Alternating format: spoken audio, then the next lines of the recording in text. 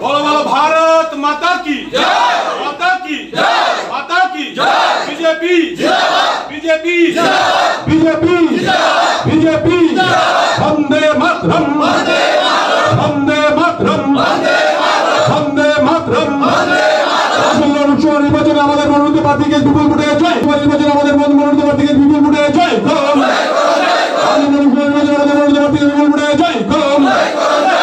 Vande Mataram Vande Mataram. Modi ji Narendra Modi JP Nadda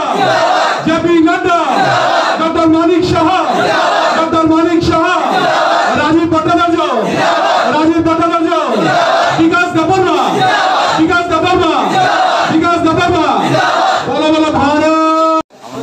पंचम दास actually আমি দীর্ঘদিনই বামফ্রন্ট সমর্থিত ফ্যামিলি থেকে জন্ম। আবার আসলে ভাই বোনে আমি সিপিএম ছিলাম, বামফ্রন্ট সমর্থিত করে ছিলাম।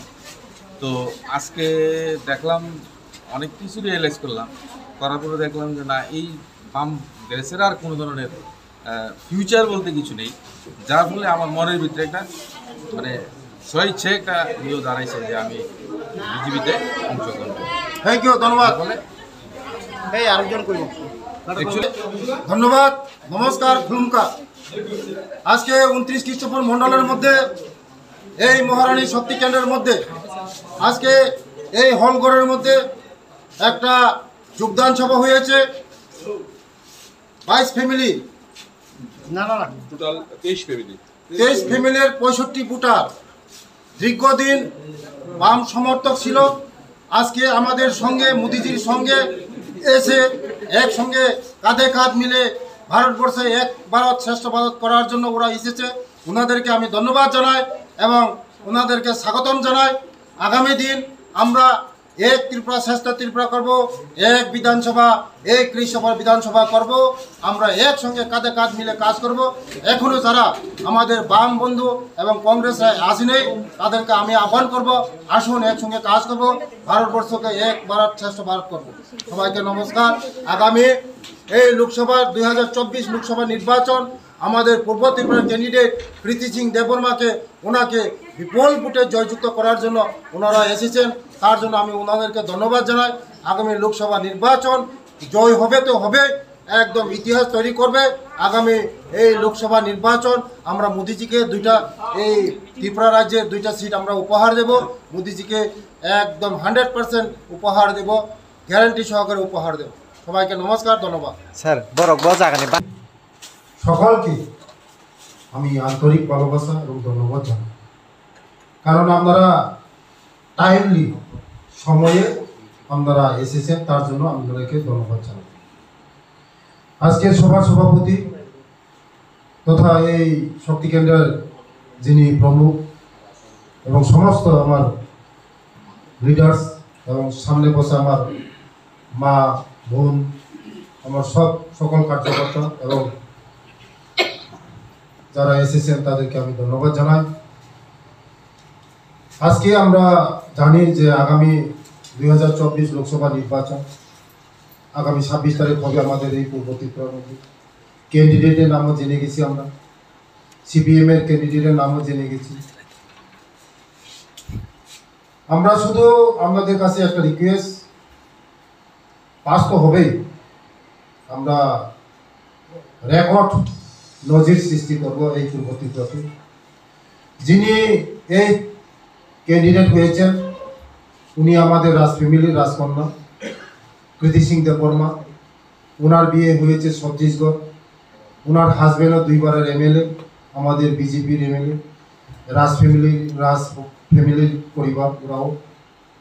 আমরা খুব আনন্দিত। মোদিজি এমন ক্যান্ডিডেটকে আমাদেরকে দিয়েছে, নাতাজি দিয়েছে যে ক্যান্ডিডেটকে, আমাদের অমিত শাহ যে ক্যান্ডিডেটকে দিয়েছে, আমাদের দুঃখ কষ্ট কথা বলার জন্য দিল্লি কথা বলবে, মহিলাদের জন্য কথা বলবে। মোদিজি মহিলাদেরকে সম্মান করে, মোদিজি মহিলাদেরকে ইজ্জত করে, তার জন্য এই পূর্ব ত্রিপুরার মধ্যে আমাদেরকে মহিলা ক্যান্ডিডেট দিয়েছে। মহিলা আর একটু আগে দাদা বলেছে মহিলাদের যা বলে তা করে। মহিলারা যা করে, যা বলে তাই করে, ছেলেরা যা বলে তা করে না। মহিলা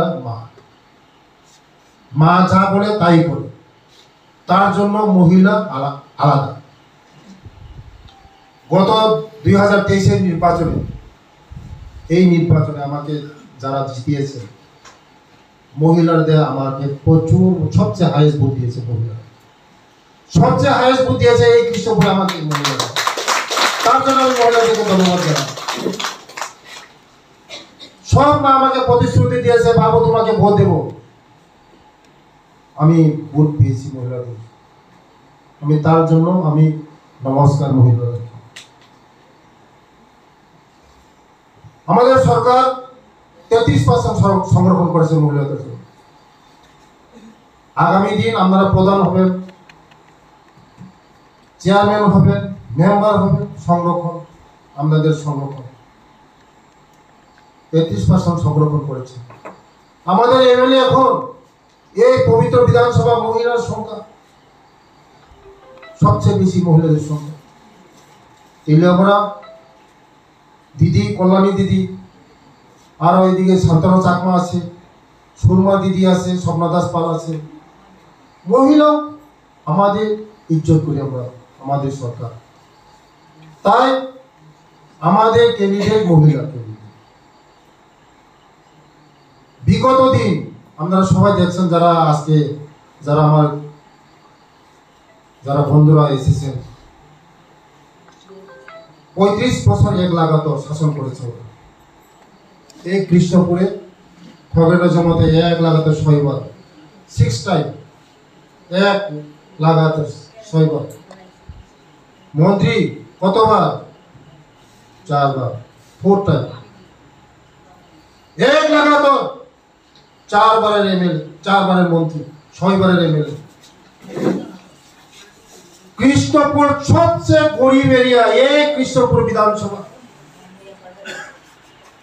আমি তো সবার বাড়িতে যাই, সবার করে যাই। কেউ 10 তলা বিল্ডিং এর মালিক না, কেউ 2 টাকার বিল্ডিং এর মালিক না, সবাই গরিব। শুধু মনে গরিবের সরকার, গরিবের সরকার, গরিব, শুধু গরিব। আন্দোলন আন্দোলন আন্দোলন, সব সময় তাদের আন্দোলন করতে হয়। যে কোনো জিনিসের জন্য আন্দোলন, রেগার জন্য আন্দোলন, ঘরের জন্য আন্দোলন, জলের জন্য আন্দোলন, ডেলি থাকে আন্দোলন। বিজেপি কোনো আন্দোলন আছে? যত ঘর দিয়েছে আন্দোলন হয়েছে, জল দিয়েছে আন্দোলন হয়েছে, বাধা দিয়েছে আন্দোলন হয়েছে, ফ্রি চাল, এটা আন্দোলন হচ্ছে? হয়নি, কোনো কিছু আন্দোলন হয় না। বিজেপির কোনো কিছু লাগে না, আন্দোলন লাগে না। মোদিজি জানে। আজকে এই ত্রিপুরাতে কয়টা হাইওয়ে, ন্যাশনাল হাইওয়ে, ধর্মনগর তো আগরতলা 4 লেন হবে, খোয়াই হয়ে, কল্যাণপুর হয়ে, এদিকে তেলিয়াপাড়া হয়ে, অমরপুর এমপি হয়ে, একদম হরিণা পর্যন্ত সাবরুম হাইওয়ে, কমলপুর হয়ে, ধর্মনগর হয়ে, এটা হাইওয়ে। আপনারা দেখুন, আগে কত ঘন্টা, 1 দিন লাগতো, এখন 2-3 ঘন্টার মধ্যে আরামসে আওয়া যায়। তার মানে মোদিজি है तो सब मुमकिन है, सब कुछ। যে কোনো আন্দোলন করতে হয় না, দিতে গেলে আন্দোলন করতে হয় না। দিল লাগে দিল, মন লাগে মন। দেওয়ার যদি ইচ্ছা থাকে মন লাগে। খগেন্দ্র বাবু দিতে পারতো, এই বিধানসভা দিতে পারতো, দেয় না। যদি দেন আপনারা ধনী হবেন, যদি দেন শিক্ষিত হবেন, স্কুল ভালো করে শিক্ষিত হবে। শিক্ষিত যদি হয় ঠকানো যায় না, শিক্ষিত মানুষও ঠকানো যায় না, অশিক্ষিত মানুষও ঠকান যায়। যাদের পড়াশোনা নেই তাদেরকে ঠকান যায়, যারা শিক্ষিত মানুষকে ঠকান যায় না। তার জন্য সিপিএম জানে শিক্ষিত যদি আমরা করি এর বিপদ আছে, তার জন্য শিক্ষিত করে না। গরিব গরিব বানাও, ধনী করে না। আমরা তো বলি না তাকে দিও না, তাকে দিও না, তাকে দিও না। আমরা তো কই সবাই দো, সবকা সাথ সবকা